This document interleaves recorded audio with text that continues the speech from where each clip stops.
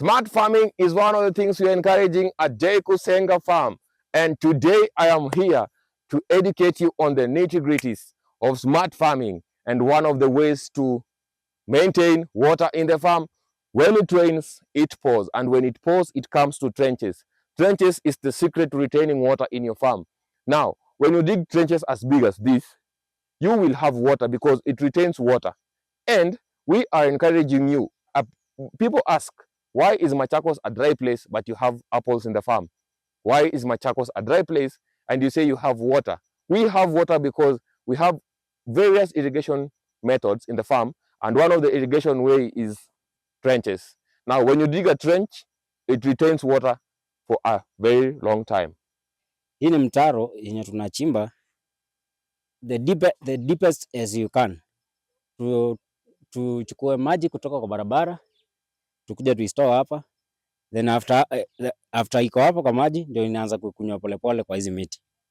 So tuna make sure no water is going with the road. We trap the water and tunakuja tunaiweka kwa hii mtaro yetu hapa. This trench, you can see this trench, how depth it is.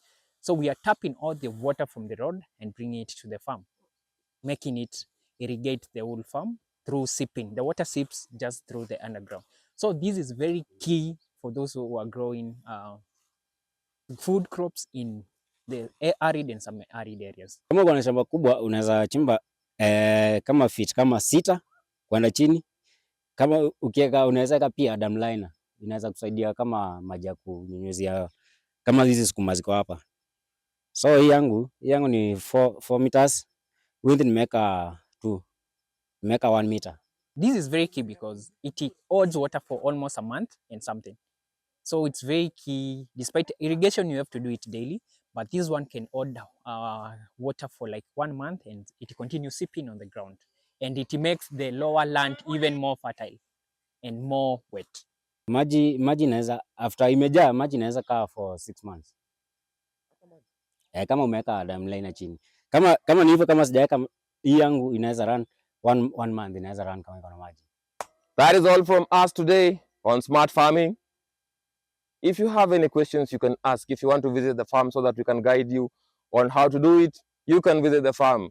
Our numbers are on all social media platforms. When you go to Facebook, you get us. When you come to YouTube, you get us. When you go to Instagram, J Kusenga Farm, J Kusenga Fruit Farm.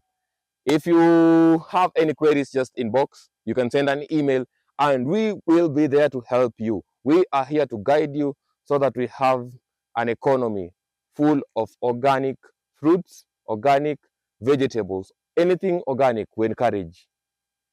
Till next time.